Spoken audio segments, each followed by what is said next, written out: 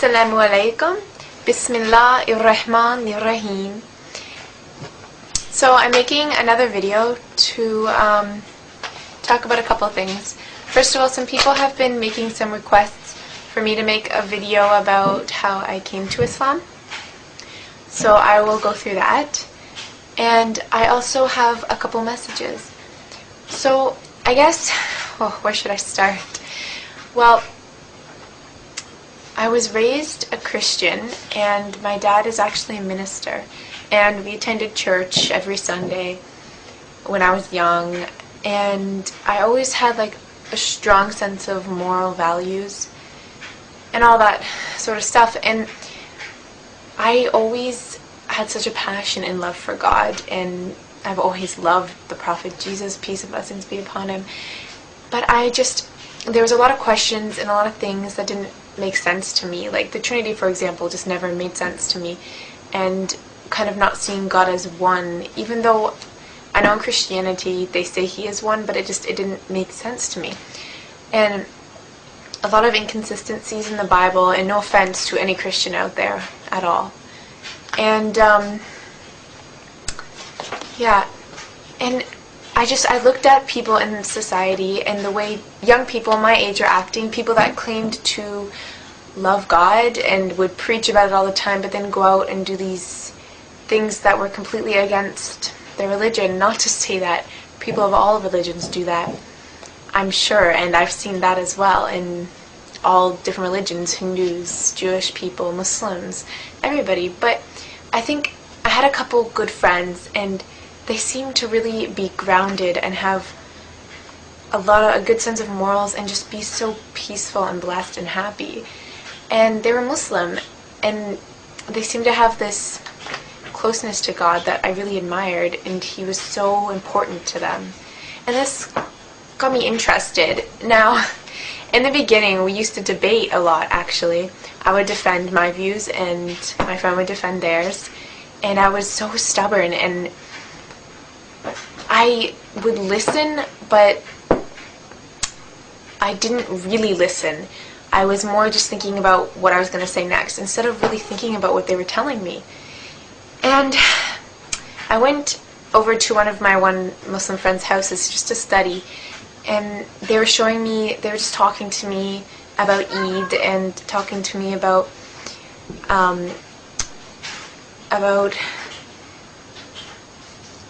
being Muslim, and telling me all these things, and I got really interested, and I was kind of starting to grow an interest for Islam. I don't know what it was, just something made me, want to learn more.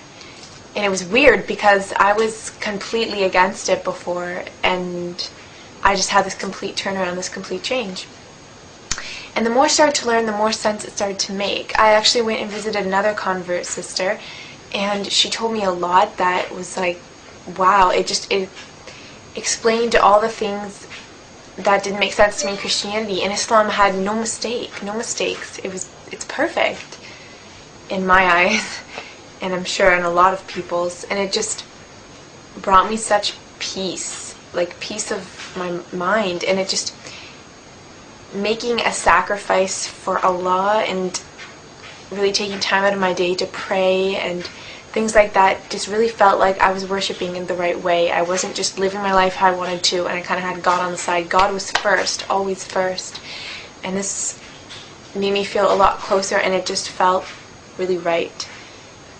And something I didn't see a lot and didn't feel a lot as a Christian.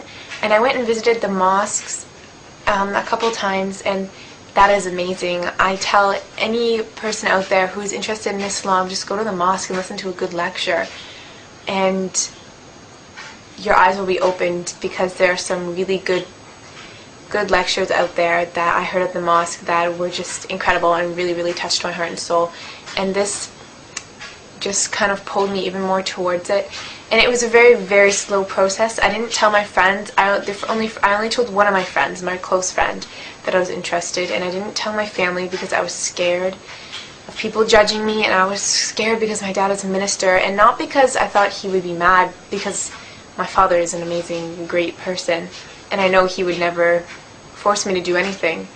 But I thought he would be sad, and I didn't want to break his heart. And so I started learning the prayers, and I started to pray, and this brought me such joy and peace, and my life seemed to get a lot better, and I was just a lot more happy. It filled this hole inside of me that I think a lot of people have. People have this hole inside of them naturally, and we try to fill it with all these things. We try to fill it with the drugs and premarital sex and alcohol, money, buying all this stuff, material things, and maybe that'll fill it for a day, a month, years, but it won't truly fill it, and you won't be happy.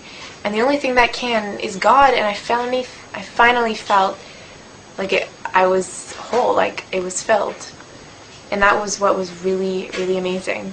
And everybody in the Muslim community was absolutely incredible and such nice people and welcomed me with open arms. And I guess my next step was to tell my family.